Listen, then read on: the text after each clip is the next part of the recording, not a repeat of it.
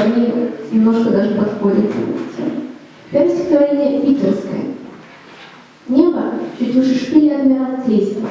Лучи с Исаакием можно черпать ведром. Это отчасти похоже на чародейство. Мост прогнулся над рябью Невы ребром. Воздух сер, и как будто бы осязая, застревает в горле, вязнет на языке. Я бреду по пятам за пустым трамваем и сжимаю томик стихов в руке. Трамвай нет ни маршрута, ни направлений. Он плывет одиноко между домов и крыш. Он развозит по Петербургу немые тени тех поэтов, чьи сборники ты хранишь. Он застрянет в доме, что на Фонтанке, и на мойке тоже задержится до утра. Я догоню его в старом трамвайном парке. Мы отправимся вместе будить Петра. И когда закат опустит печаль навеки, трамвай, вздохнув устало, продолжит путь. Нас с Петром позабыв у библиотеки. Он уедет в закат, чтобы там уснуть. Это стихотворение одно из последних, хочется его читать. С каждым днем все седее и тоньше становится волос. Иногда ощущаю из самых глубин подсознания, так и лезет мне в уши глухой и настойчивый голос, что немногим лишь младше крови и костей мироздания. Он похож на гудение ветров в кронах ели и сосен, и на грохот, с которым обрушились камни во враге, и на шелест дождя, предвещающий долгую осень. Под его ровный гул прежде пелись легенды и саги о богах и героях, чьи ныне забыты деяния. И остался лишь голос, что яростно лезет наружу, несмотря на научный прогресс, бег эпох, расстояние, прорывается древняя музыка прямо мне в душу. И я вижу, как волны ложатся на острые скалы. И я слышу, как бьется о лодку прибой на восходе. И уходят могучие воины, дети Вальхаллы. И стоит за их спинами грозный и сумрачный Один. И разносится по морю песня о великом походе. И на мачтах олеют щиты, что страшнее пожара. Уплывают за новой судьбой разноцветные лодии. Их когда-нибудь встретит тепло, золотая Вальхалла. Начерти мое имя на первом руническом камне. Сохрани мою песню навсегда в генетическом коде. Я хочу, чтобы помнили все о походах тех давних. И пусть бьется, как прежде, а лодку прибой на восходе. И последнее стихотворение называется «Песня кита». Эпиграф. Он тяжело дышал, и грудь его высоко поднималась. «Нао», — сказал он, — «я пришел к тебе». «Навсегда?» «Навсегда», — ответил Рэу. Юрий Рудхеу, когда киты уходят. Тишина. Горизонт на востоке задумчивый свет. Океан величавый и гордо молчание хранит. Ты стоишь одиноко на галечной черной косе. Я кит. И я вижу тебя через толщу прозрачной воды. Я лежу на руках у Создателя мира, один. Я оставлю свой дом и пустые немые мечты. Ты жди. Я не знаю, как там на земле, я там не был, увы. Я не жил среди леса, не видел домов и людей. И не знаю, какие там птицы, и есть ли там львы. Я здесь. Я плыву, и дрожит от напора и силы земля. Я же вовсе не думал, что чувства приносят беду. Мир не рушится, слышишь? Он вечен, он жив. Это я. Иду. Спасибо. Анна Владимирова передает шарфик Екатерине Сумеру. Говорят, время наследия, думаю, что нас сейчас продолжится.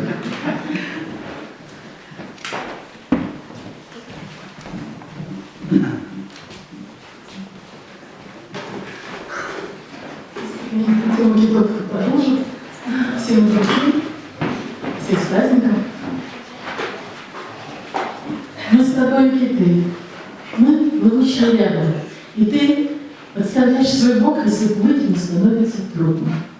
Если черной грозой мелькнет китобойное судно, ты меня прикрываешь собой, спрятав в толще воды. Плавники вместо рук, полусвет, над водой близорук. Не боишься жестокой, неравной, отчаянной схватки. Ты поешь, и, заслышав тебя, уплывают касатки. Океанские волны несут о любви ультразвук. Мой угрюм герой, я прошу, свое сердце прикрой. Пусть не знает никто, что оно, как любое, ранимо, что оно горячее самых жарких объятий грустимо. И так сильно звучит, если я прижимаюсь порой.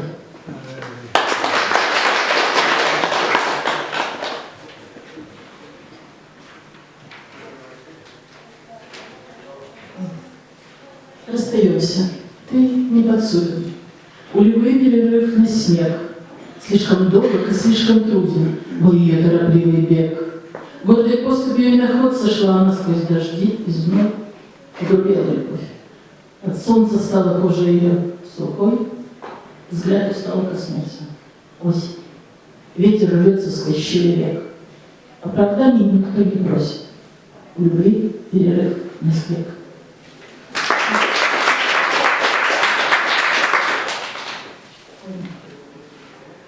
Что ж, отыграли, как смогли, и отлюбили, как умели. На шее больше не отлипли, нет за щекой карамели. Застыли звуки, с языка им не слететь, не отогреться. Свобода то ли велика, а то ли ждет. Вот тут, у сердца.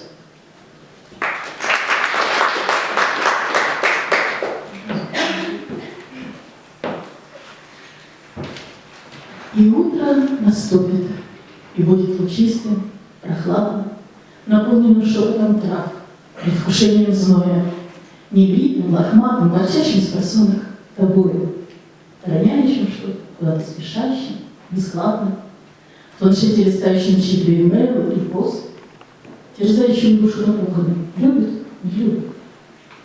Сейчас между нами все так непонятно, непросто, но пусть остается как прежде. И утро наступит.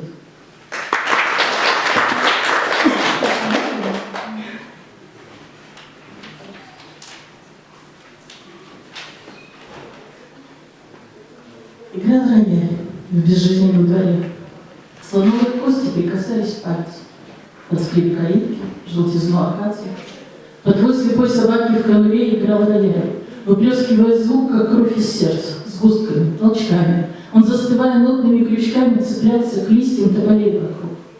Играл рояль, и вырвавшийся аккорд, не смея ни покинуть, ни остаться, метался в плавной ритмике пульсации и обретал покой в молитве нот.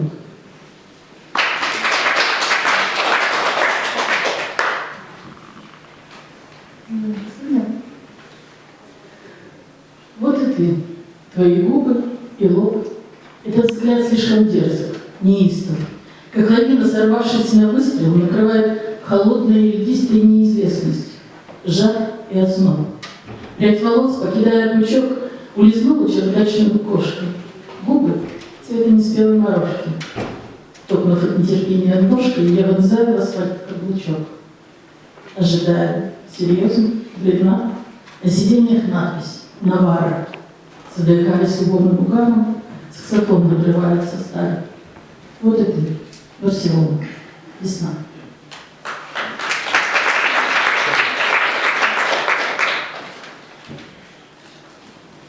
Это счастье случится завтра. Как весна, непременно, вдруг. Ты придешь просто так, на завтрак, появившись как запах, звук, непривычно рождая хаос. Сбив в прихожей мои духи, ты возникнешь из вздоха, пауз, из бессмыслицы, чепухи. Раскользнешься в чужие, случайно, не застегнутые пиджачки. Мой счастливый билет трамвайный, сжатый накрепко в кулачке.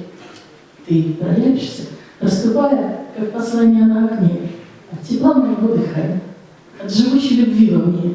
Среди писем, стихов бессрочно, словно запах и словно звук, ты случишься, я знаю точно, как весна, непременно, вдруг. Сейчас нашу эстафету продолжит гости из Усинска, вид объединения «Северная лира». Николай Попов, Галина Аникина, Евгения Артушина. Вот я передаю микрофон, Шапсик Екатерина передает Николаю. И вот сейчас уже установит на порядок выступления, как глава Уссурийского объединения пришел. Олег Ильич, подарок вам наша книга.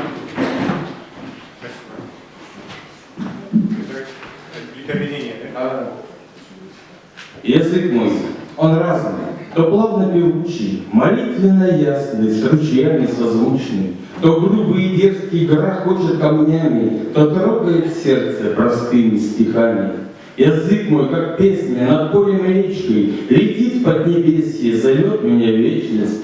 Салонно изыскан, стыдлив, добродушен, то гневные искры на русские души бросает, зовет, поднимает в атаку, как колокол звонок, призывен набатом. В признании любимой он страстен и робок, а в тихой молитве он честен и кроток.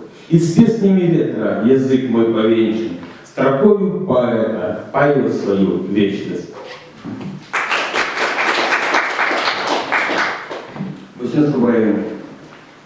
Не бывает непрошенным гость. Заходи, в доме северном дверь поплотнее прикрой. Ты ведь здесь не впервой. Но тогда расскажи, почему для тебя этот край стал родной?